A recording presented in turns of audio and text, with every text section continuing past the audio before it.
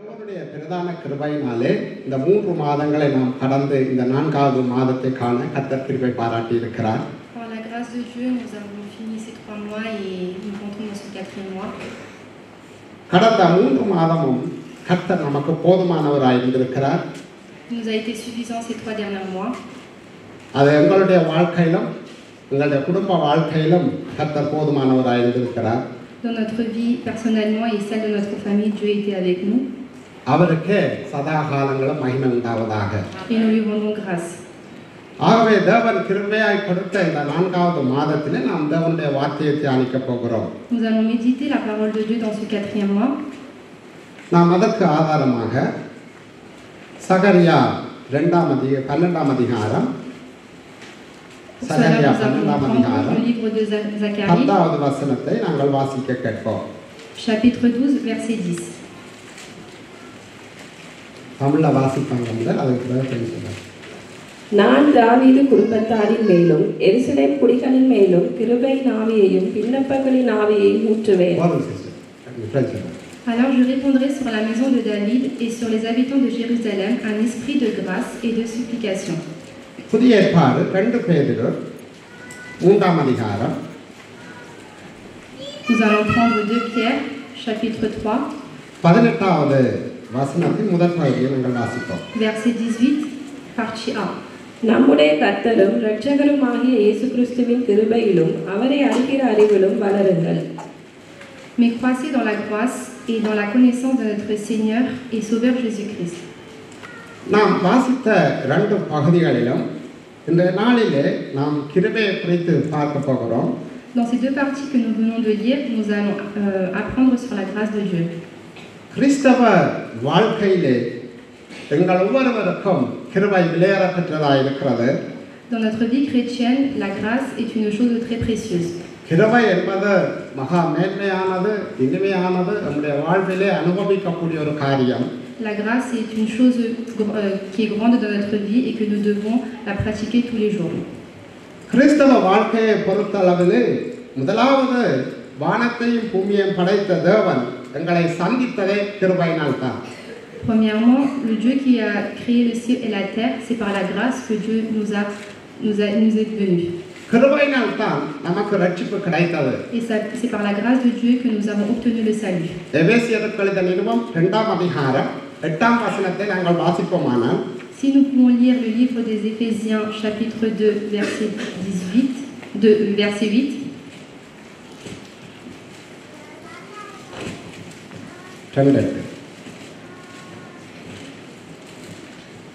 கிருபையினாலே விசுவாசத்தை கொண்டு ரட்சிக்கப்பட்டீர்கள். இது உங்களால் உண்டானதல்ல, இது தேவனுடைய ஈவு. Car c'est par la grâce que vous avez été sauvés par le moyen de la foi, et cela ne vient pas de vous, c'est le don de Dieu. கோடிக்கணக்கான மக்கள் இருக்கிற பொழுது கர்த்தர் என்னையும் உங்களையும் தெரிந்து கொண்டது கர்த்தருடைய பெரிய கிருபை. C'est par la grâce de Dieu que nous avons été choisis parmi les milliers de gens. எந்த குணாதிசயத்தை வைத்து கர்த்தர் என்னை தெரிந்து கொண்டாரோ தெரியவில்லை, ஆனால் நான் நினைக்கிறேன் அது கர்த்தருடைய கிருபை. C'est pas par nos caractères que Dieu nous a choisis, mais c'est par la grâce de Dieu. நம்முடைய உயர்வுக்கும் மேன்மைக்கும் காரணம் எல்லாம் கர்த்தருடைய கிருபையாக இருக்கிறது. La seule raison pour notre grandeur, c'est Dieu. அதனால் தான் சங்கீதம் 36:7 பார்க்கிறோம். Si nous pouvons voir dans Psaume 36, வாசிக்க கேட்போம். சங்கீதம் 36:7. Psaume 36, தேவனே, உம்முடைய கிருபை எவ்வளவு அருமையானது, அதனால் மனுபுத்திரர் உமது செட்டைகளின் நிழலிலே வந்தடைகிறார்கள். ஆமென். வாசிங்க. en français c'est 36:8. Combien est précieuse ta bonté, ô Dieu, à l'ombre de tes ailes, les fils de l'homme cherchent un refuge.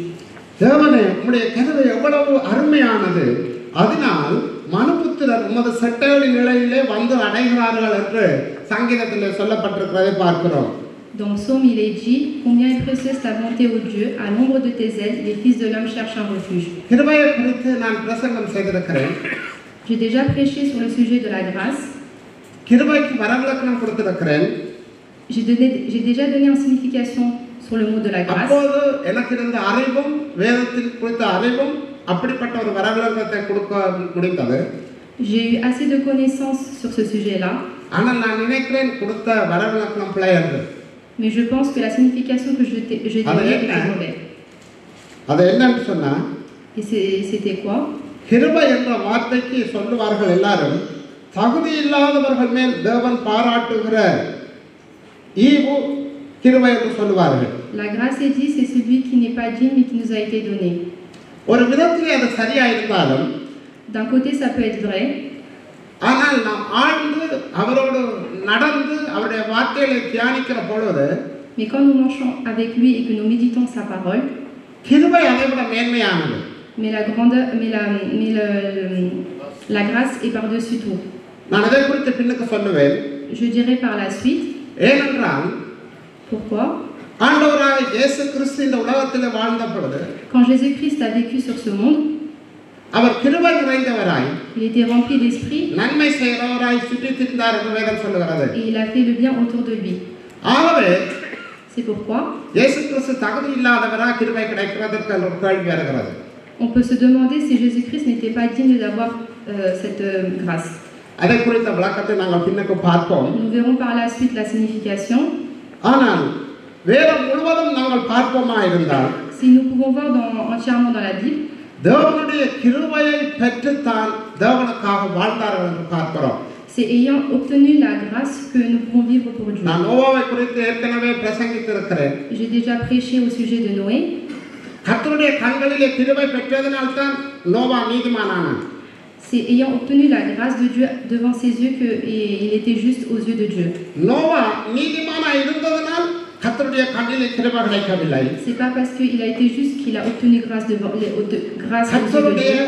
கண்ணிலே கிருபை கிடைத்ததனால்தான் Noah நீதிமானானான். C'est parce qu'il a obtenu grâce aux yeux de Dieu qu'il était juste. அதைத்தான் நான் ஆரம்பத்தில் உங்களுக்கு சொன்னேன். C'est ce que je vous ai dit au début. நாம் ரட்சிக்கப்பட்டது கர்த்தருடைய கிருபை. C'est par la grâce de Dieu que nous avons été sauvés. எங்களுடைய சுயநீதி அல்ல. Ce n'est pas par nos propres efforts. நாங்கள் நடந்து கொண்ட நல்ல காரியம் அல்ல. Ce n'est pas nos beaux œuvres. எங்களுடைய சந்ததி நல்ல சந்ததியா இருந்ததனால அல்ல. C'est pas parce que notre génération était bonne. நான் அறிவுள்ளவனாய் இருந்ததனால அல்ல. C'est pas par notre intelligence. நான் வேதத்தை படித்து தெரிந்து கொண்டதனால அல்ல. C'est pas par nos connaissances de la Bible. கர்த்தருடைய கிருபை என்னை சந்தித்தது. C'est parce que la grâce nous est கிருபையினால் நாம் ரட்சிக்கப்பட்டோம். C'est par la grâce que nous avons été sauvés. அந்த கிருபையை நாம் போக்கடிக்கூடாது. C'est pourquoi nous ne devons pas laisser cette grâce. இந்த நாளில் உங்கள் மத்தியில் சுருக்கமாகவும் நேரத்துக்கு ஏற்றபடி நாம் கிருபையில் நிலைத்திருக்கிறதை பற்றி உங்களோடு பகிர்ந்து கொள்ளப் போகிறேன். Donc aujourd'hui nous allons voir comment être dans la grâce de Dieu. நாம் கிருபையில் நிலைத்திருக்க வேண்டும். Nous devons être dans la grâce de Dieu. நாம் கிருபையில் நிலைத்திருக்க வேண்டும். Nous devons être dans la grâce de Dieu. வேதத்திலே கிருபையை பெற்றுக்கொள்வது எப்படி என்று பார்த்தால் பல விதங்களிலே வேத வசனங்கள் அதுக்கு அமைவாயிருக்கிறதை நாங்கள் பார்க்கலாம். Si nous pouvons voir dans la Bible, nous pouvons voir plusieurs passages qui disent comment obtenir la grâce de Dieu. பிலப்பர் 3:23 நீங்கள் வாசிப்பீர்களானால் Si nous pouvons lire le livre des Lamentations, chapitre 3, verset 23, காலைதோறும் கர்த்தருடைய கிருபை புதிதாய் இருக்கிறது என்று வேதம் சொல்லுகிறது. on peut voir que la grâce de Dieu est là tous les matins. காலைதோறும் கர்த்தருடைய கிருபை புதிதாய் இருக்கிறது. On peut voir qu'elle se renouvelle chaque matin, la grâce de Dieu. நான் நீங்களும் புதிய நாளை துவங்குவதற்கு கர்த்தருடைய கிருபை வேண்டும். Nous et moi, pour commencer un nouveau jour, on a besoin de la grâce de Dieu. அதனால்தான் எங்களை நடத்துகிற ஊழியக்காரர்கள் மேய்ப்பர் எங்களுக்கு சொல்லுற அறிவுரை காலையிலே தேவனை தேடுங்கள். C'est pourquoi ceux qui font le ministère, le pasteur, nous conseille de chercher Dieu dès le matin, தேவனுடைய வசனத்தை படியுங்கள். de lire la parole tous les jours, அவருடைய வசனத்தை தியானியுங்கள். de méditer sa parole. தேவன் எங்களோடு பேசுகிறவராயிருக்கிறார். Notre Dieu est un Dieu qui nous parle. இந்த நாளுக்கு என்னுடைய மகனுக்கு தேவை என்ன, என்னுடைய மகளுக்கு தேவை என்ன என்று என்னை உருவாக்கின தேவனுக்கு தெரியும். Le Dieu qui nous a créés, il sait ce dont nous avons besoin chaque jour. அதனாலதான் ஒவ்வொரு நாள் துவக்கத்திலும் எனக்கும் உங்களுக்கும் தேவையா இருக்கிறது தேவ கிருபை. C'est pourquoi chaque jour qui se lève, ce dont nous avons besoin, c'est la grâce de Dieu. அநேக வசனங்களை நீங்கள் வேதத்திலே பார்க்கலாம். அதிகாலையிலே தேடினவர்கள் தேவனை கண்டடைந்தார்கள் என்று சொல்லப்பட்டிருக்கிறது. C'est pourquoi plusieurs versets de la Bible nous disent ceux qui cherchent Dieu dès le matin trouvent Dieu. அதிகாலையில் தேவனை நோக்கி பார்த்தவர்களுடைய வாழ்க்கையில தேவன் பெரிய காரியத்தை காரியங்களை செய்தார் என்று இருக்கிறது. Ceux qui ont cherché Dieu dès le commencement du jour, ils ont réalisé de grandes choses. ஒன்றை நீங்கள் அறிந்து கொள்ள வேண்டும். Une chose que vous devez comprendre, அதிகாலை என்று சொல்லுகிறது ஏதோ விடிய நீங்க 5 மணிக்கு தேடுகிறதோ 4 மணிக்கு தேடுகிறதோ நான் குறிப்பிடவில்லை. chaque matin ne veut pas dire 5 heures du matin ou une heure précise. இரவு வேலை முடிந்து லேட்டா வந்து படுக்கிறீங்க. Vous finissez peut-être tard le soir. நேரத்தில் எழும்ப முடியாது. Vous pouvez pas lever plus tôt. ஆனால் Mais உங்களுடைய இதயத்திலே dans notre cœur, ஒரு எண்ணம் இருக்க வேண்டும். nous devons avoir ஒரு வாஞ்சை இருக்க வேண்டும். une envie. நான் காலையில் எழுந்தால் நான் தேவனை நினைப்பேன். Si je me lève tôt, je penserai à Dieu. தேவனுடைய வார்த்தையை நான் என்னுடைய வாழ்க்கைக்கு அபியாசப்படுத்துவேன். Je peux pratiquer la parole de Dieu dans ma vie. இதைத்தான் வேதம் சொல்லுகிறது. C'est ce que dit la Bible. அது உங்களுடைய வாழ்க்கையிலே காலைதான். Et ça, c'est le matin pour vous, dans votre vie. இங்கே பாருங்க, பிரான்ஸ்ல எங்களுக்கு பகல் நேரம், கனடாவில் இரவு ஆரம்பிக்கிறதா இருக்கிறது, பின்னரமா இருக்கிறது. Si pour nous l'après-midi en France c'est l'après-midi, ben en Canada c'est le matin. அப்ப அவங்க என்ன செய்றாங்க? காலையில தங்களோட நேரத்துல அவங்க தேவனை தேடுறாங்க. Et à ce moment-là, eux, ils cherchent Dieu le matin. அப்ப இதுல இருந்து நாம என்னத்தை கற்றுக்கொள்றோம்? Et qu'est-ce que nous apprenons par cela? நாம முதன்மையை தேவ சமூகத்தை வைக்க வேண்டும். Notre première place, nous devons l'accorder à Dieu. அதுதான் அதிகாலையில் தேடுதல் என்று சொல்லப்பட்டிருக்கிறது. Et c'est ce que cela signifie, chercher Dieu le matin. காலையில தேடுகிறவர்களுக்கு கர்த்தருக்கு ஸ்தோத்திரம். Chercher Dieu, அது உங்களுக்கு கர்த்தர் பாராட்டின கிருபை. c'est un don que nous a été donné.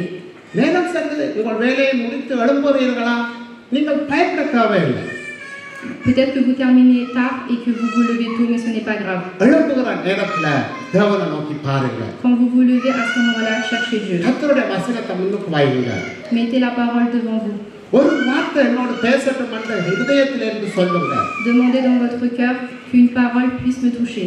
பேசின வார்த்தை நடத்த உங்களை ஒப்புக்கொடுங்க. Offrez-vous pour que la parole qui vous a touché puisse agir dans votre vie. அருமையாய் நடத்துவார். Dieu à ce moment-là dirigera votre vie. இரண்டாவது, தாழ்மை உள்ளவர்களுக்கு கர்த்தர் கிருபை கொடுக்கிறார் என்று வேதம் சொல்லுகிறது. Deuxièmement, il nous est dit que la grâce a été donnée pour les personnes humbles. இதை குறித்து अनेक வார்த்தைகளை நாங்கள் கேட்டிருக்கிறோம். On peut entendre beaucoup de paroles sur ce sujet-là. நாம் தாழ்மைப்பட வேண்டும். Nous devons être humbles. தாழ்ந்த இடத்துக்கு தான் தண்ணீர் பாய்கிறது. C'est dans les moments où il y a plus de humilité que l'eau agit. அதே போல நாம் தாழ்மைப்படுவோமானால் கர்த்தருடைய கிருபை வரும் என்றெல்லாம் நாம் பிரசங்கம் Et கேட்டிருக்கிறோம். on peut entendre que où l'humilité est là, il y a la grâce de Dieu. இதுல ஒரு பிரச்சனை இருக்கு. Mais il y a un problème. எது தாழ்வு? Que signifie அது தெரிஞ்சாதான் நாம தேவ கிருபையை பெற்றுக்கொள்ளலாம். Et c'est ici on comprend qu'on peut savoir comment vivre humble. என்னுடைய மகன் இருக்கிறார் என்று வச்சுக்கொள்வோம். Admettons qu'il y a mon fils. நான் அப்பாவா இருக்க ஒரு சொல்ற காரியத்தை அவர் செய்யறார் என்று வச்சுக்கொள்வோம். Admettons qu'il agisse en obéissant à ma parole. அவர் தாழ்மைப்படுகிறார் என்றல்ல. Ça ne veut pas dire qu'il est humble. தாய் தகப்பன் பிள்ளை உறவுல நாம ஒருவருக்கு ஒருவர் கடமைப்பட்டிருக்கிறோம். C'est qu'il y a une relation père-fils. அப்ப எது தாழ்மை? Que veut dire être humble? மெதுவா கதைக்கிறது. Parler doucement.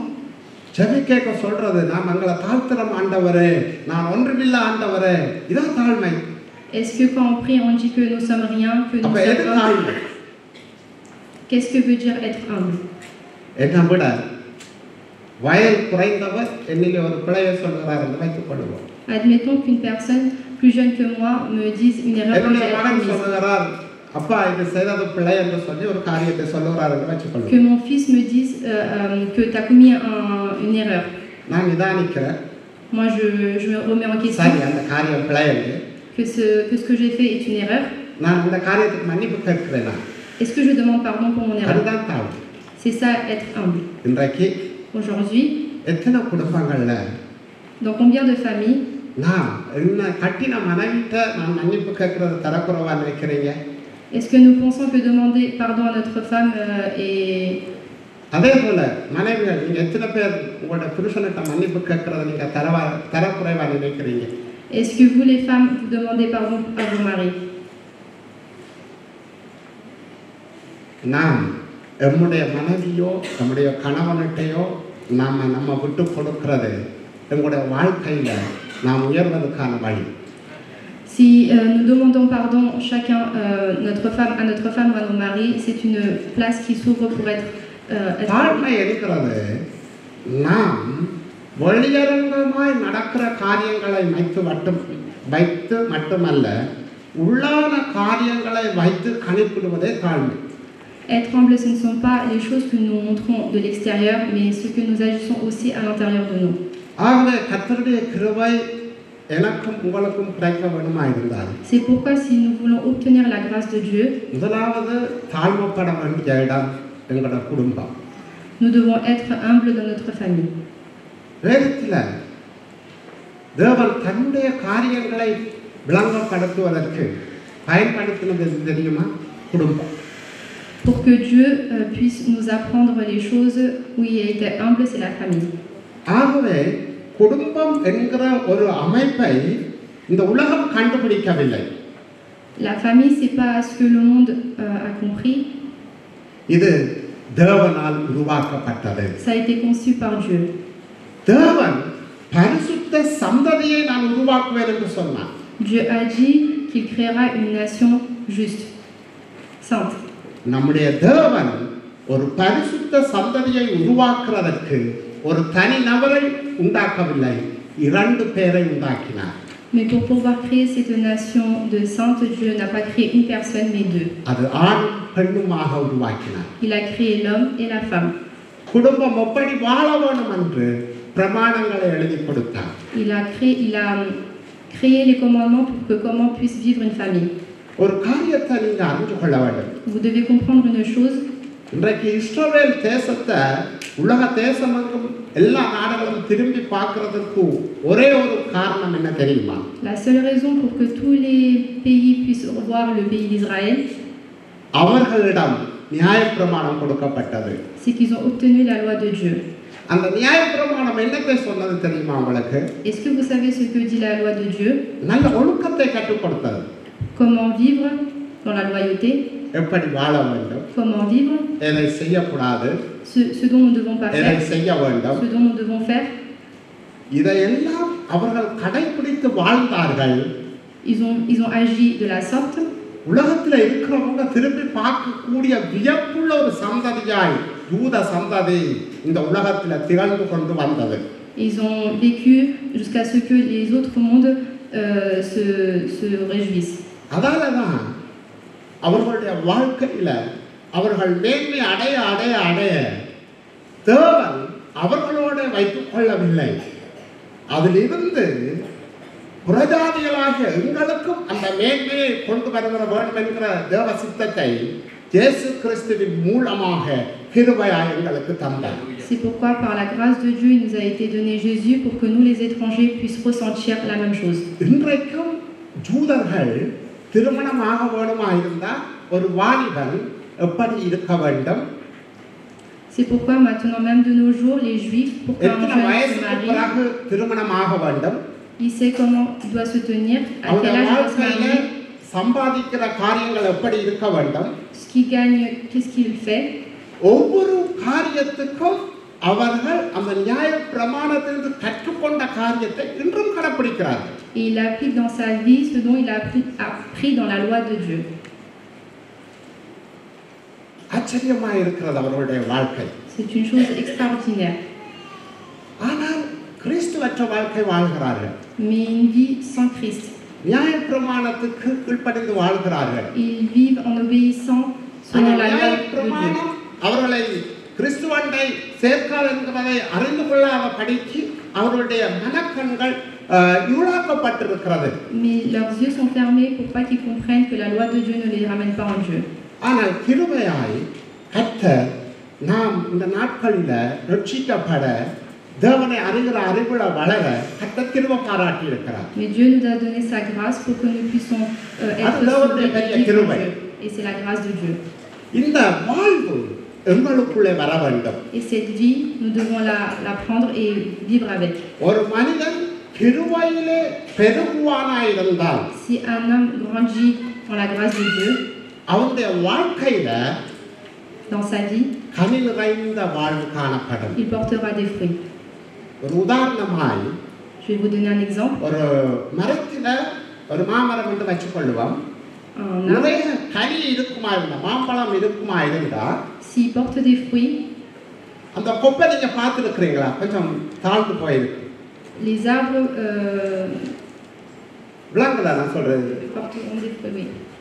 அந்த மரத்துல இருக்கிற அந்த கொப்பு ஒரு கிளை தாழ்ந்து இருக்கும். ஏன்னு சொன்னா அந்த நிறைய கனிகள் தொங்கிக் கொண்டிருக்கிறதுனால தாழ்ந்து இருக்கும். Les branches, elles sont tombées parce qu'il y a beaucoup de fruits. ஆனா அதே மரத்துல கனி குறைவான கிளையை பார்த்தீங்கன்னா அதை விட நிமிர்ந்து இருக்கும். Et s'il porte moins de fruits, c'est qu'elle est droite. இது உலகத்துல ஒரு உதாரணமா இருந்தாலும் Si c'est un exemple dans ce monde, கிறிஸ்தவ வாழ்க்கையில mais dans la vie chrétienne, நான் நீங்களும் கனி நிறைந்தவர்களாய் இருப்போமானால் vous et moi, si nous sommes remplis de fruits, எங்களை அறியாமலே sans que nous le sachions, நாங்கள் தாழ்மைப்பட ஆரம்பிப்போம். nous serons humbles. இதுதான் உண்மை. Et c'est ça la vérité. எங்களுடைய வாழ்க்கையில ஒரு காரியத்தை அது என்னாலே செய்ய முடிகிறதா இருந்தால் நாம் இரண்டு கரங்களை உயர்த்தி சொல்ல வேண்டும், கர்த்தருடைய கிருபை. Si dans notre vie nous pouvons appliquer certaines choses, c'est seulement par la grâce de Dieu. எந்த சூழ்நிலையிலும் En quelles que soient les circonstances, அது குடும்ப வாழ்வா இருந்தாலும் சரி, ça peut être dans notre vie de சம famille, வாழ்வா இருந்தாலும் சரி, dans notre vie d'église. நான் ஒரு காரியத்தை செய்கிறேனா இருந்தால் Si je fais une chose, உங்களுக்கு தேவ கிருபை பெருக வேணுமா? si dans votre vie la grâce de Dieu doit être de plus en plus dans votre vie, நீங்கள் வாயினால் அல்ல, இருதயத்தில் இருந்து சொல்ல பழகுங்கள் கர்த்தருடைய கிருபை. et vous devez apprendre à அவருடைய dire, தயவு இதை செய்ய வைத்தது. vous devez apprendre à dire du fond du cœur que c'est par la grâce de Dieu que j'ai accompli cette chose. அது என்னுடைய இருதயத்தில் இருந்து வருகிறதா, வாயிலிருந்து வருகிறதா என்று நான் எப்படி கண்டுகொள்வது? Comment nous pouvons savoir que cela, si ça vient de notre cœur ou de notre bouche? என்று நடக்கையில தெரியும். Et nous pouvons le voir par nos actions. நான் எப்படி நடந்து கொள்ளுகிறேன் என்கிறதை நீங்க பார்க்கிற பொழுது தெரியும். Quand les autres regardent nos actions, ils peuvent le comprendre. நீங்கள் கேட்கிற கதைக்கு நான் எப்படி பதில் சொல்லுகிறேன் என்கிறதை வச்சு நீங்கள் கண்டுகொள்ள முடியும். Vous pouvez comprendre en ayant vu les réponses que je donne. இதுதான் எங்களோட வாழ்க்கையில நாம தாழ்மைப்பட்டு நடக்கிற காரியத்துக்கு நாங்கள் கொடுக்கிற certificate. Et c'est la certification que nous donnons. சில காரியங்களை வேதத்தினால் பார்ப்போம், எடுத்துக்கொள்வோம். தீத்து 2 திருப்பிக் கொள்ளுங்க. நாம் 2 பேதுரு 3:18 சொல்லப்பட்ட காரியத்துக்குள்ள கடந்து வர போகிறோம். Nous allons prendre le livre de Tite, chapitre 2. நம்முடைய கர்த்தரும் இரட்சகருமாகிய இயேசு கிறிஸ்துவின் கிருபையிலும் அவரை அறிகிற அறிவிலும் வளருங்கள் என்கிற காரியத்துக்கு எடுத்துக்கொள்வோம். தீத்து 2:3-5 தயவு செய்து வாசிங்க. Le livre de Tite. முதிர் வயதுள்ள ஸ்திரிகளும் அப்படியே பரிசுத்தத்துக்கு ஏற்ற விதமாய் நடக்கிறவர்களும் அவதூறு பண்ணாதவர்களும் மதுபானத்திற்கு அடிமைப்படாதவர்களுமாய் இருக்கவும் தேவவசனம் தூஷிக்கப்படாத படிக்கு பாலிய ஸ்திரீகள் தங்கள் புருஷரிடத்திலும் தங்கள் பிள்ளைகளிடத்திலும் அன்புள்ளவர்களும். Tite chapitre 2 verset 3 dit que les femmes âgées doivent aussi avoir l'extérieur qui convient à la sainteté, n'être ni médisantes ni adonnées au vin, qu'elles doivent donner de bonnes instructions. சரி, நாம இன்றைக்கு என்ன நாம் பார்க்க போறோம்? பேதுருல சொல்லப்பட்டிருக்குது. அவருடைய பேதுருல என்ன வாசிச்சாங்க? பேதுரு 2 பேதுரு 3:18. Nous allons reprendre 2 Pierre 3:18. நம்முடைய கர்த்தரும் இரட்சகருமாகிய இயேசு கிறிஸ்துவின் கிருபையிலும் அவரை அறிகிற அறிவிலும் வளருங்கள் என்று சொல்லி பேதுரு 2வது நிருபத்தில் அவர் ஒரு ஆலோசனையாக சொல்லி முடிக்கிறத வாசிக்கிறார். Et on peut voir dans 2 Pierre chapitre 3 verset 18, Pierre dit, mais croissez dans la grâce et dans la connaissance de notre Seigneur et Sauveur Jésus-Christ, à lui soit la gloire, maintenant et pour l'éternité. Amen. இந்த இடத்துல இருக்கிற ஒவ்வொருவருக்கும் தேவன் ஒரு பொறுப்பு வைத்திருக்கிறார். Les gens qui se trouvent parmi ici, ils ont tous une responsabilité. இன்றைக்கு நான் இதில் இருந்த பிரசித்த கட்ட திரும்ப பாராட்டி இருக்கிறார். Alors, lui, il est président, c'est la grâce de Dieu. இதில் இருந்து கேட்கிற ஒவ்வொருவருக்கும் கர்த்தர் ஒரு பொறுப்பு தந்திருக்கிறார். Et chacun d'entre nous, on a tous une responsabilité. உங்களுக்கு தெரியும், ஜீவவசன அர்ப்பணி சபையில் சகோதரிகள் நின்று பிரசங்கிக்கிறேன். Et ici, dans notre église, les femmes ne prêchent pas la parole. பிரசங்கக்கூடாதுன்னு இல்லை, Ce n'est pas parce அது qu'il எங்களோட n'a pas சபையில prêché, ஒழுங்கா இருக்குது. mais c'est la règle de cette église. ஆனா அவர்களுக்கு பெரிய ஊழியம் வேதத்துல சொல்லப்பட்டிருக்குது. Mais ils ont une plus grande responsabilité dans la Bible. இளம் சகோதரிகளுக்கு என்ன சொல்லப்பட்டிருக்குது? 3ஆவது வசனத்துல Dans verset 3, il est dit une chose pour les jeunes வாசிக்கிறேன். femmes. முதிர் வயதுள்ள ஸ்திரீகளும் அப்படியே பரிசுத்தத்துக்கேற்ற விதமாய் நடந்து கொள்ளுங்கள்.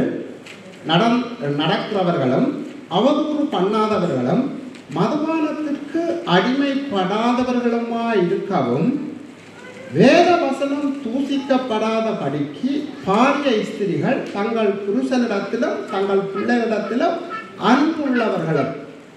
அடுத்தது 5வது வசனம் சொல்லுது, தெளிந்த புத்தியுள்ளவர்களும் கற்புள்ளவர்களும் வீட்டில் தரித்திருக்கிறவர்களும் நல்லவர்களும் தங்கள் புருஷனுக்கு கீழ்ப்படுகிறவர்களுமாய் இருக்கும்படி அவர்களுக்கு படிப்பிக்கத்தக்க நற்காரியங்களை போதிக்கிறவர்களாக இருக்கவும் முதிர் வயதுள்ள ஸ்திரீகளுக்கு புத்தி சொல்லு. அப்ப சரி, நான் சொல்றேன்.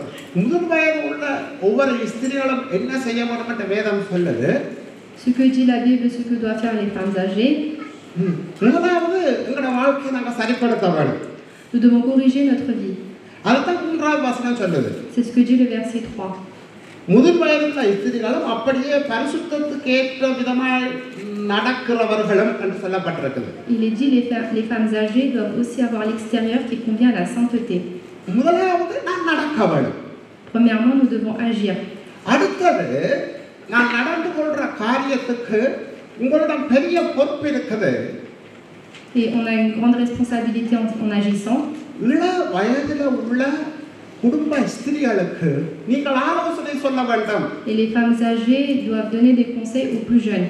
நீங்கள் பிள்ளைகள் பெரிய வயதில் இருக்கிற தாய் தகப்பன்மார் Les parents des jeunes, எவ்வளவு அனுபவம் உங்களுக்குள்ளே இருக்கும். vous êtes remplis d'amour. நீங்கள் பிள்ளைகள் வளர்க்கிறதுக்கு எவ்வளவு கஷ்டப்பட்டிருப்பீர்கள். Vous avez dû faire des efforts pour faire grandir vos enfants. உங்களோட வாழ்க்கை உங்களுக்கு ஒரு காரியத்தை கற்றுத் தந்திருக்கும். Votre vie a sûrement, vous avez appris à travers votre vie. சில காரியங்கள் உங்களுக்கு கற்றுக் கொடுக்காதனால நீங்க அதுல விழுந்திருப்பீங்க. Peut-être que vous êtes tombé dans certaines situations. நல்ல ஆலோசனை இல்லாதனால இடறி விழுந்திருப்பீங்க. Peut-être que vous êtes tombé parce que vous n'avez pas eu de bons conseils. ஆனாலும் கிருபையாய் கர்த்தர் உங்களை உயர்த்தி வைத்திருப்பார். Mais par la grâce de Dieu, vous avez été élevés. பிள்ளைகளுக்கு ஆலோசனை சொல்லிருப்பீங்க. Vous avez dû donner des conseils à vos enfants. பிள்ளைகளோட ஆலோசனையை கேட்டு இப்ப நல்ல நிலையில இருக்கிறாங்க. Les enfants ont sûrement écouté vos conseils, ils sont dans de bonnes places. உங்களுக்கு பிரயோஜனமா இருக்கிறாங்க. Ils sont à vos côtés. கர்த்தருக்கு பிரயோஜனமா இருக்கிறாங்க. Ils sont avec Dieu. ஆனா இளம் குடும்பத்துல திருமண வாழ்வை துவக்கி இருக்கிற நம்முடைய திருச்சபையில இருக்கிறவங்களுக்கு Mais pour les jeunes qui viennent de se marier, நீங்க எழுந்து நின்று ஆலோசனை சொல்ல வேண்டும். mais vous devez leur donner des conseils. அவர்களை சந்திச்சு கதைக்க வேண்டும். Vous devez parler avec eux. நான் எனக்கு ஒரு நல்ல ஆலோசனை இல்லை, ஆனாலும் கர்த்தர் என்ன கிருபையா இதுவரை நடத்தி கொண்டு வந்திருக்கிறார். Moi, je n'ai pas eu de bons conseils, mais Dieu m'a dirigé jusqu'à aujourd'hui. ஆனா உங்க வாழ்க்கையில நான் இதை ஆலோசனையா சொல்றேன். Mais moi, je vous dis, en vous donnant un conseil, நீ இப்படி செய். fais ainsi. வேதம் இதை சொல்லுது. La Bible dit, நீ அன்பு பாராட்டு. donne de l'amour, கீழ்ப்படிந்திரு. obéis. இப்படிப்பட்ட காரியங்களை முதிர் வயதுள்ள ஸ்திரீகள் நீங்கள் இள வயதுள்ள குடும்பத்தினருக்கு சொல்லும்படியாகத்தான் வேதத்தில் சொல்லப்பட்டிருக்கிறது. Et la Bible dit que les femmes âgées doivent agir ainsi avec les femmes les plus jeunes. நாம் தேவையில்லாத கதைகளை கதைத்து மற்றவர்களை பற்றி நாம் கூறுகிறதுனால தேவையில்லாத கதைக்கிறதுனால ஒரு நன்மையும் வராது. Et ce n'est pas en parlant des paroles inutiles que nous allons apporter le bonheur.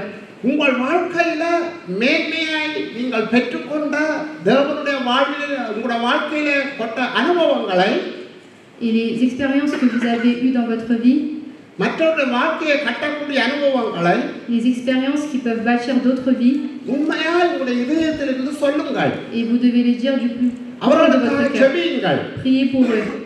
அவருடைய வாழ்க்கை மாறுகிற பொழுது Et quand leur vie change, அவர்கள் குடும்பம் சந்தோஷமா இருக்கிற பொழுது quand leur famille உங்களுடைய sera வாழ்க்கையை remplie de நீங்க அந்த bonheur, சந்தோஷத்தை அனுபவிப்பீங்க. et vous pouvez à ce moment-là être heureux pour eux. இது இங்கிருந்து செய்ய முடியாது. Et on ne peut pas l'appliquer இது d'ici. மறைவாய் செய்கிற ஊழியம். C'est un ministère இது செய்யறது தெரியாத யாருக்கும். et les autres ne peuvent pas le savoir.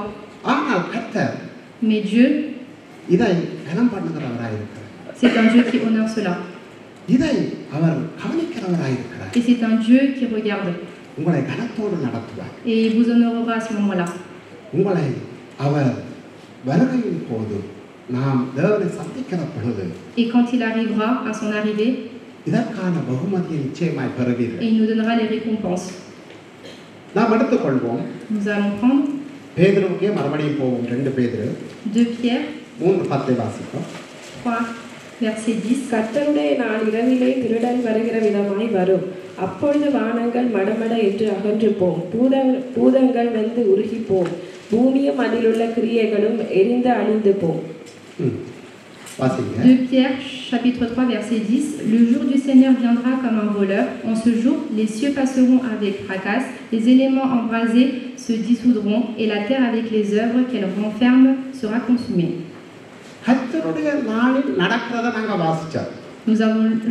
Nous avons lu le jour du Seigneur qui viendra. Nous ne devons pas avoir peur. Pourquoi nous ne devons pas avoir peur? Nous et moi, nous espérons ce jour avec impatience. Que dit la Bible? Ce que passera le jour de l'arrivée est écrit dans la Bible.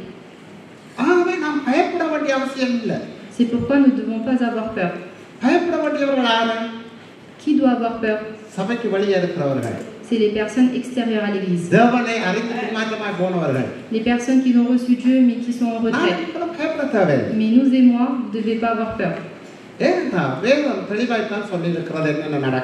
Parce que dans la Bible, il est très clairement dit ce dont il se passera. Et la Bible nous dit comment nous devons être.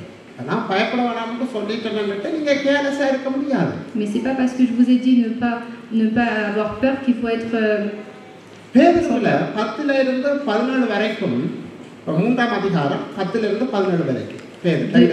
Pierre 3 10 à 17. என்ன காரியங்களை நாம சரிப்படுத்தி எப்படி வாழ வேண்டும்ங்கற அறிவு வருகிறது. Et dans ce passage nous pouvons voir les conseils et ce dont nous devons faire. நாங்கள் 1 தெசலோனிக்கேயர் 5ஆம் அதிகாரத்தை எடுத்துக்கொள்வோம். Et nous allons prendre 1 Thessaloniciens 1 தெசலோனிக்கேயர் 5ஆம் அதிகாரம் 4 இருந்து வாசிப்போமா? சகோதரரே, அந்த நாள் திருடனைப் போல உங்களை பிடித்துக் கொள்ளத்தக்கதாக நீங்கள் அந்தகாரத்தில் இருக்கிறவர்கள் அல்லவே. நீங்கள் எல்லாரும் வெளிச்சத்தின் பிள்ளைகளும் பகலின் பிள்ளைகளுமாய் இருக்கிறீர்கள். அல்லேலூயா. என்ன சொல்லப்பட்டிருக்கிறது? சகோதரரே, அந்த நாள் திருடனை போல உங்களை பிடித்துக் கொள்ளத்தக்கதாக நீங்கள் அந்தகாரத்தின் பிள்ளைகள் அல்லவே. வேதம் என்ன சொல்றது? நீங்க அந்தகாரத்தின் பிள்ளைகள் இல்லை, நான் நீங்கள மாறு வெளிச்சத்தின் பிள்ளைகள். Verset 4, il est dit, mais vous, frères, vous n'êtes pas dans les ténèbres pour que ce jour vous surprenne comme un voleur. Vous êtes tous des enfants de la lumière et des enfants du jour. Nous ne sommes point de la nuit ni des ténèbres. நாம் இரவுக்கும் இருளுக்கும் உள்ளானவர்கள் அல்லவே. ஆகையால் மற்றவர்கள் தூங்குகிறது போல நாம் தூங்காமல் விழித்துக்கொண்டு தெளிந்தவர்களாய் இருக்க கடவோம். Ne dormons donc point comme les autres, mais veillons et soyons sobres. அப்ப நாம சொல்லிக்கொண்டு தூங்குற இல்லைன்னு சொல்லிக்கொண்டு இருக்கக்கூடாதுன்னு சொல்லல வேதம், விழித்துக்கொண்டு இருக்க சொன்னது. La Bible nous dit ne pas dormir mais rester éveillé. சரி, விழித்துக்கொண்டு இருக்க வேண்டும் என்கிறது ஒரு எச்சரிப்பு தான். C'est une réprimande que Dieu nous dit de rester éveillé. நாம 2 பேதுரு 3:14 வாசிப்போம். Nous allons lire 2 Pierre chapitre 2 verset 17. இவர்கள் தண்ணீர் இல்லாத கிணறுகளும் 2 பேதுரு 3:14. இவர்கள் தண்ணீர் இல்லாத கிணறுகளும் சுழற்காற்றினால் அடியுண்டு ஓடுகிற மேகங்களுமாய் இருக்கிறார்கள். இப்படி மாதிரி வாசிக்கிறீங்க சிஸ்டர். 3:11. அதிக பலனையும் வல்லமையும் உடைய தேவதூதர்கள் நான் வாசிக்கிறேன். இப்படி இவைகளெல்லாம் அழிந்து போகிறதா இருக்கிறபடியால் நீங்கள் எப்படிப்பட்ட பரிசுத்த நடக்கையும் தேவ பக்தியும் உள்ளவர்களாக இருக்க வேண்டும். C'est 2 Pierre 3:17. Vous tous bien-aimés, 2 பேதுரு 3:18 அதான் Pardon, 3:11. Puisque donc toutes ces choses doivent se dissoudre, qu'elles ne doivent pas être à la sainteté de votre conduite et votre piété. என்ன சொல்லப்பட்டிருக்கிறது? Que dit ce verset? 2 பேதுரு 3:10 சொல்லப்பட்ட தேவனுடைய வருகை இருக்கைக்கு என்ன நடக்கும் என்று சொல்லப்பட்டிருக்கிறது. கர்த்தருடைய நாள் இரவிலே திருடன் வருகிற விதமாய் வரும். அப்பொழுது வானங்கள் மடமடவென்று அகன்று போகும், பூதலங்கள் வெந்து உருகி போகும், பூமியும் அதிலுள்ள கிரியைகளும் அழிந்து ஒளிந்து போகும். இப்படிப்பட்ட இவைகளெல்லாம் அழிந்து போகிறதா இருக்கிறபடியால் நீங்கள் எப்படிப்பட்ட பரிசுத்த நடக்கையும் தேவ பக்தியும் உள்ளவர்களாக இருக்க வேண்டும். இப்ப நம்ம பார்க்கிற காரியங்கள் எல்லாம் ஒரு நாள் என்ன செய்யப்பட்டிருக்கிறது வேதம் சொல்லுவது அக்கினிக்கு இரையாக்கப்பட்டிருக்கிறது. La Bible dit les choses que nous voyons aujourd'hui seront anéanties un jour. அப்ப நான் என்ன சொன்னேன்? நாங்க பயப்பட தேவையில்லைன்னு சொன்னேன். Donc nous ne devons pas avoir peur. நாம தேவனுடைய பிள்ளைகளா இருக்கிறோம். Nous sommes enfants de Dieu. வெளிச்சத்தின் பிள்ளைகளா இருக்கிறோம். Nous sommes enfants de la lumière. இருளுக்கும் வெளிச்சத்துக்கும் சம்பந்தம் இல்ல. Il n'y a pas de correspondance entre la lumière et le jour. ஆனா இப்படி சொல்லுற எங்களுடைய வாழ்க்கையில நாம நடந்து கொள்ற காரியம் எப்படி இருக்குது அதுதான் கேள்வி. Mais ce que nous disons, est-ce que ça correspond dans la vie que nous vivons actuellement? எப்படிப்பட்ட பரிசுத்த நடக்கையும் தேவ பக்தியும் உள்ளவர்களாய் நாம் இருக்க வேண்டும் என்று வேதத்தில் பார்க்க போகிறோம். Nous allons voir notre vie doit être remplie de sainteté et de piété. நான் ஏற்கனவே இதை குறித்து பிரசங்கித்திருக்கிறேன். J'ai déjà enseigné sur ce sujet. நான் பேசுகிற காரியங்களை குறித்து சொல்லி இருக்கிறேன். Je vous ai déjà enseigné. ஆனா இன்றைய நாளிலே நான் மத்தேயு 12ஆம் அதிகாரம் Mais aujourd'hui nous allons voir dans Matthieu chapitre 12 36-37 வசனங்கள் versets 36-37. இன்றைய கிருபையிலே நிலைத்திருக்கிற காரியத்துக்கு ஏற்ற மாதிரி உங்களோட பேச போகிறேன். Et ce verset parle d'être ferme dans l'esprit de Dieu. மத்தேயு 12:36-37 வாசிப்போம். மனுஷன் பேசும் வீணான வார்த்தைகள் யாவையும் குறித்து நியாய தீர்ப்பு நாளிலே கணக்கொப்புவிக்க வேண்டும் என்று உங்களுக்கு சொல்கிறேன். ஏனெனில் உன் வார்த்தைகளினாலே நீதிமான் என்று தீர்க்கப்படுவாய், அல்லது உன் வார்த்தைகளினாலே குற்றவாளி என்று தீர்க்கப்படுவாய் என்றார். Matthieu 12, chapitre 12, versets 36-37. Je vous le dis, au jour du jugement, les hommes rendront compte de toute parole vaine qu'ils auront proférée. Car par tes paroles tu seras justifié et par tes paroles tu seras condamné. இன்றைக்கு நாம் கிருபையில் நிலைத்திருக்காத படிக்கு நானும் நீங்களும் வழி போகிற காரியம் என்னென்று சொன்னால் நாம் கரைக்கிற காரியங்கள். Ce sont les paroles que nous parlons qui nous font que nous sommes éloignés par la grâce de Dieu. நான் ஒருவரோடு பேசுகிறேன் என்று சொன்னால் Si aujourd'hui je parle avec quelqu'un, நான் என்ன மனநிலையோடு பேசுகிறேன், avec quel sentiment je parle, அவரை நான் தேவனுக்குள்ளே நிறுத்துகிற விதமாய் பேசுகிறேனா, est-ce que je parle de la sorte que je ramène cet homme auprès de Dieu, இல்லாவிட்டால் குறை கண்டுபிடிக்கிற விதமாய் பேசுகிறேனா, ou est-ce que je parle pour lui trouver des erreurs, இல்லாவிட்டால் அவரை கிறிஸ்துவுக்குள் நிலைநிறுத்துகிற விதமாய் பேசுகிறேனா, ou est-ce que je parle de manière qu'il soit ferme en Christ. அது என்ன காரியமா இருந்தாலும் பரவாயில்லை. Quelle que soit la chose, அது குடும்பத்துல நீங்கள் கதைக்கிற விதமா இருந்தாலும் சரி, ஊழியத்தில் இருந்தாலும் சரி, que ce soit dans la famille ou dans le ministère, நாங்கள் கதைக்கிற காரியத்தை குறித்து கவனமாக இருக்க வேண்டும். mais nous devons faire attention aux paroles que nous prononçons. நான் நம்புகிறேன், Je crois தேவனுடைய வார்த்தை ஒன்று மாறாது. que la parole de Dieu ne change pas. அவருடைய வார்த்தை சொல்றது, La parole dit, மனுஷர் பேசும் வீணான வார்த்தைகளை குறித்து les vaines paroles que les hommes disent, நியாய தீர்ப்பின் நாளிலே நான் கணக்கு கேட்பேன் என்று un சொல்றார். jour nous rendrons compte devant Dieu. எத்தனை வார்த்தைகளை நாம் வீணாய் கதைக்கிறோம். Combien de paroles nous parlons en vain? நான் தேவ சமூகத்தில் என்னையும் உங்களுக்கு முன்பாய் நிறுத்தித்தான் பேசுகிறேன். Et je parle aussi de moi-même. நான் இதிலே வளர வாஞ்சிக்கிறேன். J'ai envie de grandir sur ce நான் என்ன ஒப்பு sujet-là. கொடுக்கிறேன். Je m'offre à Dieu. கதைத்து விட்டு கூடி நான் யோசிக்கிறேன். Je parle et puis je réfléchis. ஆண்டவரே, நான் இதை கதைச்சிருக்க கூடாது. Je ne devais pas parler de la sorte. தேவ கிருபையை கேட்க வேண்டும். Nous devons demander la grâce de Dieu. தேவனுடைய கிருபை எங்களோட வாழ்க்கையில் நிலைத்திருக்க வேண்டுமா இருந்தால் Si l'Esprit de Dieu doit être en nous, நாம் பேசுகிற பேசுகிற ஒவ்வொரு வார்த்தையிலையும் குறித்து கவனமாக இருக்க Nous வேண்டும். devons faire attention à chaque parole que nous prononçons. எழுந்தமானமாய் நாம் பேசிவிட்டு போகக்கூடாது. Nous ne devons pas parler d'une certaine manière. பிள்ளைகளோடு பெற்றோர் நீங்கள் கதைக்கிற பொழுது Quand les parents parlent à leurs enfants, எப்படி கதைக்கிறீர்கள்? comment vous parlez? பிள்ளைகள் சொல்வதெல்லாம் நாம் கேட்க வேண்டும் என்று நினைக்கிறோம். Nous pensons que nous devons écouter tout ce dont les enfants nous disent. பிள்ளைகள் கதைக்கிறதுக்கு எத்தனை பெற்றோர் நாம் காது கொடுத்து கேட்கிறோம்? Combien de parents nous donnons notre oreille à nos enfants? அநேக குடும்பங்கள்ல பிள்ளைகள் பெற்றோரை மதிக்காததுக்கு காரணம் பிள்ளைகள் பேசுவதை பெற்றோராகிய நாம் காது கொடுத்து கேட்கிறதில்லை.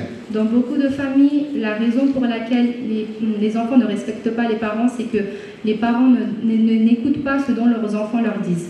தகப்பன் என்று நான் சொல்றதெல்லாம் பிள்ளை கேட்கணும் என்று விரும்புகிறேன். En étant père, je veux que mon enfant écoute tout ce dont je lui dis. அதே பிள்ளைக்குள்ள Dans cette même enfant, அப்பா என்று தான் சொல்றதை கேட்கணும் என்ற ஒரு எண்ணம் இருக்கிறது. et il a un sentiment que mon père doit écouter tout ce dont je lui dis. இந்த காரியத்தை கற்றுக்கொள்ளுங்க. Nous devons apprendre cette chose. இதுல நான் பிளவுட்டு இருக்கிறேன். J'ai fait des erreurs sur ce நான் sujet-là. இதை அறிஞ்ச பொழுது என்ன நான் சுதாரிச்சு கொண்டேன். Quand j'ai écouté ça, j'ai dû me corriger. எத்தனை பிள்ளைகளோட பெற்றோர் நாங்கள் இருந்து கதைக்க நேரம் எடுக்கிறோம். Combien de parents nous prenons le temps de parler avec nos enfants? அவங்கள உணர்வை புரிஞ்சு கொள்ள நாங்கள் நேரம் கொடுக்கிறோம். Nous donnons du temps à les comprendre. ஒரு ஊழியக்காரன் இப்படி சொன்னார். Il y a un homme de Dieu qui dit ainsi. இன்றைக்கு பிள்ளை மன்னிக்கவனும் ஊழியக்காரன் இல்லை, இது ஒரு தேவனை அறியாத ஒருவருடைய ஆலோசனை நான் கேட்கினேன். அதாவது அவர் சொல்றார் பிள்ளைகளை பற்றி. C'est un témoignage d'un homme qui ne connaît pas Dieu.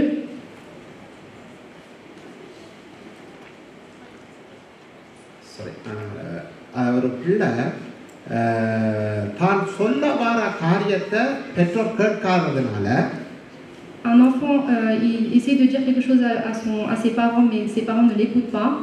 பிள்ளை நோ சொல்ல தெரியாது. Et l'enfant n'arrive pas à dire non.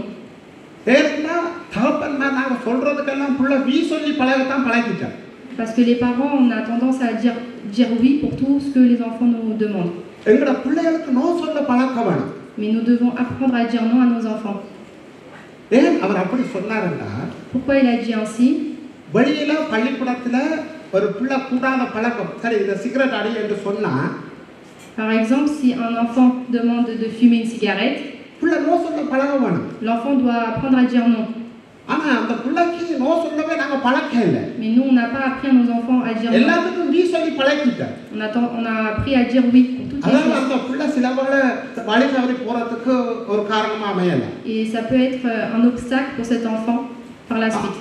ஆகவே நாம் எங்களுடைய வாழ்க்கையில நாம பேசுற காரியத்தை குறித்து கவனமா இருக்க C'est வேண்டும். pourquoi nous devons faire attention à tout ce dont nous disons. நம்ம கிருபையில நிலைத்திருக்க வேணுமா இருந்தா நான் ஆரம்பத்தில் சொன்னேன், Si nous voulons être fermes en esprit de Dieu, எங்களுடைய கனிகளின் வெளிப்பாடு தான் நாம் கிருபையில் நிலைத்திருக்கிறதாய் காணப்படுகிறது. et c'est les fruits que nous porterons détermineront si nous sommes fermes en esprit de Dieu. எது கனி? Quels sont les fruits? ஒரு மரத்திலே கனி விளைவிக்கப்படுகிறது. Dans un arbre, les fruits sont plantés. அதே போல எங்களுடைய வாழ்க்கையிலும் கனி இருக்கிறது வெளிப்படையாய் நாம் நடந்து கொள்கிற காரியங்கள். De la même manière, les fruits que nous portons dans notre vie sont montrés à l'extérieur. தேவனுடைய வருகைக்கு எதிர்பார்த்து கொண்டிருக்கிறோம். Nous espérons l'arrivée de Dieu. அநேக அடையாளங்களை நிறைவேறுதல் என்று கேட்கிறோம். Nous voyons beaucoup de signes qui arrivent. வெளிச்சத்தின் பிள்ளைகள் என்று சொல்லுகிறோம். Nous sommes enfants de la lumière. ஆனால் பேதுரு ஒரு காரியத்தை எங்களுக்கு அறிவுறுத்துகிறார். Mais Pierre nous dit une chose. இப்படிப்பட்ட பரிசுத்த நடக்கையில் தேவ பக்தி உள்ளவர்களுமாயிருங்கள். Soyez fermes dans la sainteté. அதைத்தான் மத்தேயுவிலே நாங்கள் வாசிக்க கேட்டோம். உங்களுடைய வாழ்க்கையில எப்படிப்பட்ட நடக்கை உள்ளவர்களாய் இருப்போமானால் எங்களுடைய வாழ்க்கையில நாம் கிருபையில் நிலைத்திருக்கிறவர்களாய் Et dans காணப்படுவோம். Matthieu, il nous est dit comment nous devons vivre et vivre dans la sainteté. அநேக காரியங்களை சொல்ல முடியும். On peut dire plusieurs choses. ஒரு வசனத்தை வாசிப்போம். ரோமர் 16 அதிகாரம். On va lire un verset, Romains chapitre 16.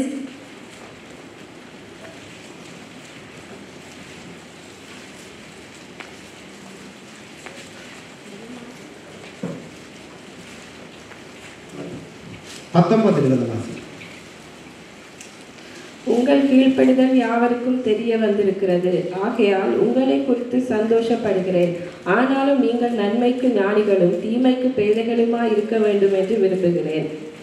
20 சமாதானத்தின் தேவன் சீக்கிரமாய் சாத்தானை உங்கள் கால்களின் கீழே நசுக்கி போடுவார். நம்முடைய கர்த்தராகிய இயேசு கிறிஸ்துவினுடைய கிருபை உங்களுடனே கூட இருப்பதாக. ஆமென். Romains chapitre 16 verset 19-20. Pour vous, votre obéissance est connue de tous. Je me réjouis donc à votre sujet et je désire que vous soyez sages en ce qui concerne le bien et purs en ce qui concerne le mal.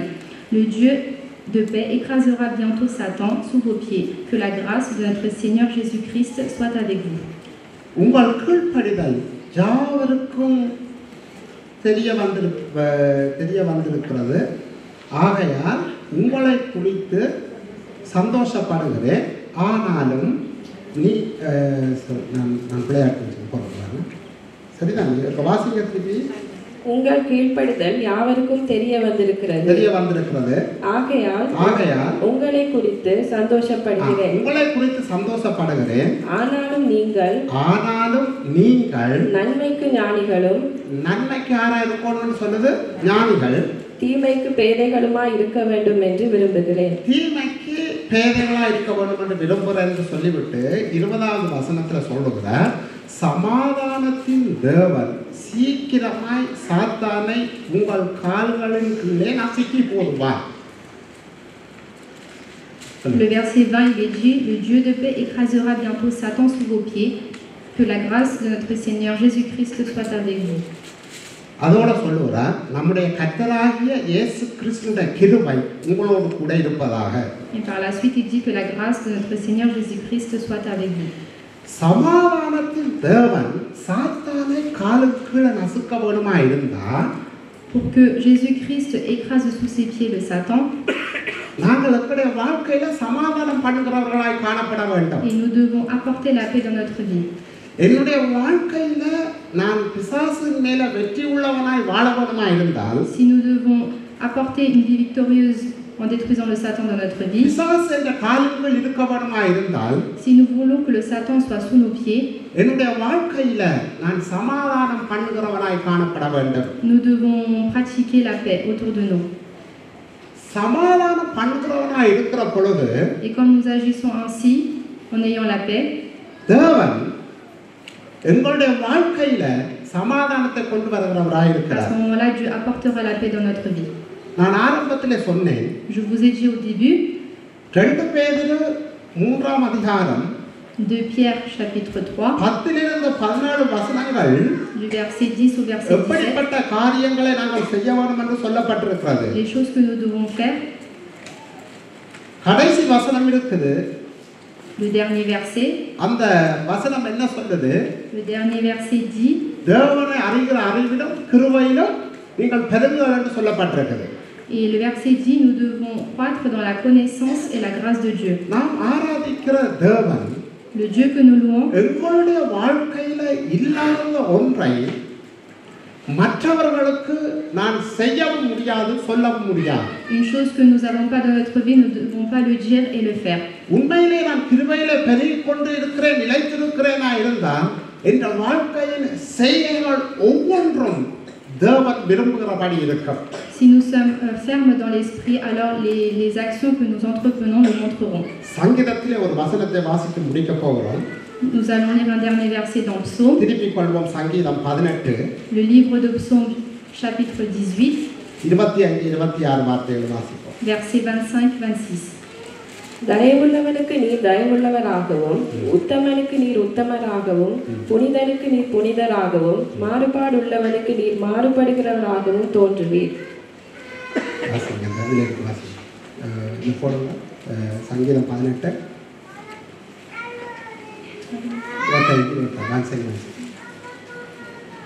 Aussi l'Éternel m'a rendu selon ma droiture, selon la pureté de mes mains devant ses yeux.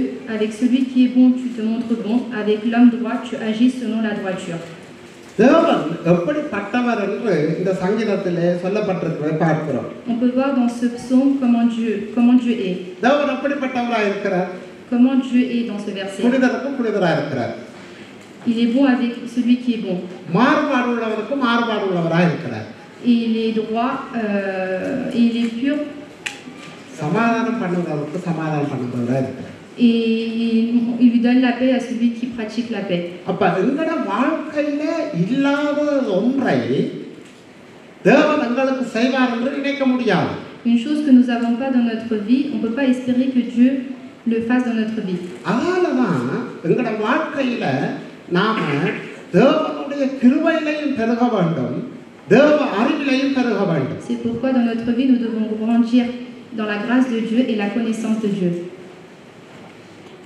நான் இயேசு கிறிஸ்துவை குறித்து ஒரு காரியம் சொன்னேன். Je vous ai dit une chose concernant Jésus-Christ. நாம் இயேசு கிருபை நிறைந்தவராய் நன்மை செய்தவராய் சுற்றி தெரிந்தார் என்று சொல்லி Je vous ai dit que Jésus-Christ était rempli de எபிரேயர் grâce. 4 அதிகாரம் 15-16 வாசிப்போம். Hébreux 4, versets 16-17. வாசிப்போம். எபிரேயர் 4 அதிகாரம்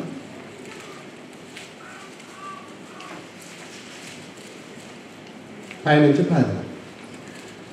நம்முடைய பலவீனங்களை குறித்து பரிதமிக்க கூடாத பிரதான ஆசாரியர் நமக்கிராமல் எல்லா விதத்திலும் நம்மை போல் சோதிக்கப்பட்டும் பாவமில்லாதவராய் இருக்கிற பிரதான ஆசாரியரே நமக்கு இருக்கிறார். ஆதலால் நாம் இரக்கத்தை பெறவும் ஏற்ற சமயத்தில் சகாயம் செய்யும் கிருபையை அடையவும் தைரியமாய் கிருபாசன தண்டையிலே சேர கடவோம். 15வது வசனத்தில் சொல்லப்படுறது, நம்முடைய பலவீனங்களை குறித்து பரிதவிக்க கூடாத பிரதான ஆசாரியர் நமக்கிராமல் எல்லா விதத்திலேயும் நம்மை போல சோதிக்கப்பட்டு பாவம் இல்லாதிருக்கிற பிரதான ஆசாரியரே நமக்கு இருக்கிறார். Hébreux 4, verset 15-16, car nous n'avons pas un souverain sacrificateur qui ne puisse compatir à nos faiblesses. Au contraire, il a été tenté comme nous en toutes choses sans commettre de péché. Approchons-nous donc avec assurance du trône de la grâce afin d'obtenir miséricorde et de trouver grâce pour être secourus dans nos besoins. இயேசு கிறிஸ்துவுக்கு தேவனுடைய கிருபை இருந்தது என்று பார்க்கிறோம். Nous pouvons voir que Jésus-Christ avait la grâce de Dieu en lui. இயேசு கிறிஸ்து நன்மை செய்தார் என்று பார்க்கிறோம். On peut voir que Jésus-Christ a fait le bien autour de lui. எங்களிடம் இல்லாத ஒன்று இயேசுவிடத்தில் இருந்தது என்கிறதை நீங்கள் அறிந்து கொள்ள வேண்டும். Et vous devez comprendre qu'il y a une chose que nous on n'avait pas mais Dieu avait. இயேசு கிறிஸ்து இந்த உலகத்திலே வாழ்ந்த பொழுது Quand Jésus-Christ a vécu dans ce monde, பாவம் இல்லாத பரிசுத்தராய் வாழ்ந்தார். il a vécu sans péché et il était saint. என்னை போல மனிதனாய் இந்த உலகத்திலே பிறந்து வாழ்ந்தாலும் Il est venu dans ce monde en homme, அவர் comme nous. பாவம் இல்லாதவராய் வாழ்ந்தார். Il était sans péché, il a vécu sans péché. 100% தேவனாய் இருந்தார், Il était 100% Dieu, 100% மனிதனாய் il இருந்தார். était 100% homme. நான் சொன்னேன் தேவனுடைய கிருபை அவர் மேல் இருந்தது என்று வேதம் சொல்லுது. La Bible dit que la grâce de Dieu était en lui. அவர் தேவனாய் நடந்த காரியங்கள் வேதத்தில் இருக்கிறது. La Bible dit les choses qu'il a accomplies. காற்றை அடக்கினார், Il a poussé le vent, தண்ணீரை புயலை அடக்கினார், il a calmé la tempête, தண்ணீர் மேல் நடந்தார், il a marché sous l'eau, மறைந்து போனார். il a disparu. இதெல்லாம் தேவன் செய்கிற காரியம். Ce sont les choses que Dieu a fait. ஆனா என்னை போல மனிதனாய் இருந்த பொழுது Mais quand il a vécu en tant Lazarus qu'homme, மரித்ததுக்காக கண்ணீர் விட்டு அழுதார். et quand Lazare est mort, அவருக்குள்ளே பசி இருந்தது. il avait la faim. தான் 3 வருஷமாய் உருவாக்கினவர் சீசர்களை விட்டு பிரிய போகிறேன் என்ற கவலை அவருக்குள்ளே இருந்தாலும் அவர்களை தேற்றினார். Il avait la tristesse. நான் போறது உங்களுக்கு நல்லம் என்று சொன்னார். Il avait la tristesse quand il a annoncé à ses disciples qu'il allait partir. ஆகவே தேவ தயவை பெறுவதற்கு அவர் பாவம் செய்து மன்னிப்பு கேட்க வேண்டிய அவசியம் இல்லை. C'est pourquoi pour obtenir la grâce, il n'a pas eu besoin de demander pardon. தேவனுடைய இரக்கம் இயேசுவுக்கு தேவைப்படவில்லை. Il n'a pas eu besoin de la miséricorde. எனக்கும் உங்களுக்கும் தேவனுடைய இரக்கம் தேவை. Nous avons besoin de la அந்த miséricorde de வித்தியாசத்தை Dieu. புரிந்து கொள்ளுங்க. நாம் பாவம் செய்கிறோம், Nous commettons des péchés. சோதிக்கப்படுகிறோம், Nous sommes tentés. பாவத்திலே விழுகிறோம், Nous tombons dans les péchés. எழுந்திருக்கிறோம், Nous nous relevons. மன்னிப்பு கேட்கிறோம், Nous demandons pardon. கிறிஸ்துவை போல மாற ஓடுகிறோம். Nous essayons de changer en Christ. அதனாலதான் நாம் நீங்களும் கிருபையில நிலைத்திருக்க வேண்டுமாயிருந்தா முதலாவது தேவனுடைய இரக்கத்தை பெற வேண்டும். C'est pourquoi si nous voulons vivre en esprit de Dieu, nous devons obtenir la miséricorde. அதனாலதான் வேதம் சொல்லுகிறது, நம்முடைய பலவீனங்களை குறித்து பரிதவிக்க கூடாத பிரதான ஆசாரியர் நமக்கிராமல் எல்லா விதத்திலும் நம்மை போல் சோதிக்கப்பட்டு பாவம் இல்லாதிருக்கிற பிரதான ஆசாரியர் நமக்கு இருக்கிறார். ஆதலால் நாம் இரக்கத்தை பெறவும் ஏற்ற சமயத்தில் சகாயம் செய்யும் கிருபையை அடையவும் தைரியமாய் கிருபாசனத்தண்டை கிட்டு சேர்வோம். C'est pourquoi les versets disent, car nous n'avons pas un souverain sacrificateur qui ne puisse combattre à nos faiblesses. Au contraire, il a été tenté comme nous en toutes choses, sans commettre de péché.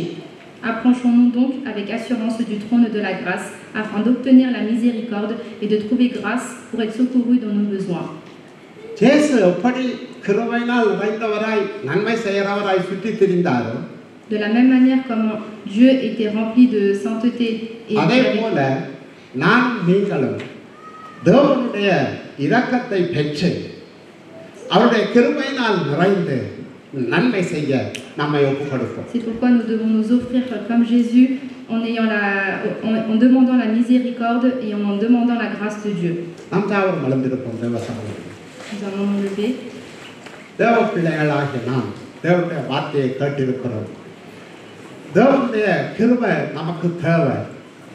ஆகவே எப்போதெல்லாம் அவருடைய இரக்கத்தை பெற வேண்டும் என்கிற எண்ணம் எனக்குள்ள உங்களுக்குள்ள இருக்குமா இருந்தால், நம்ம அந்த இரக்கத்தை பெற்றுக்கொள்வோமா இருந்தால், அடுத்ததாக எங்களோட தேவ கிருபை கூட இருக்கிறதை நீங்கள் உணர்ந்து கொள்ள முடியும். ஒன்றை யோசிச்சு பாருங்க, தேவனுடைய இரக்கம் மாத்திரம் எனக்கும் உங்களுக்கும் கிடைக்குமா இருந்தால் எந்த சூழ்நிலையிலும் நாம் பயப்பட வேண்டிய அவசியம் இல்லை. தேவனுடைய இரக்கம் இருக்குமா இருந்தால் அவருடைய கிருபை வழிபடும். அவருடைய கிருபை வழிபடுமா இருந்தால் ஒவ்வொரு நாளிலும் எந்த சூழ்நிலையிலும் வெற்றி சுரக்க பண்ணுகிற கிருபை எங்களோட கூட இருக்கிறதா இருக்கிற கரங்களை பற்றி நான் கற்றுடைய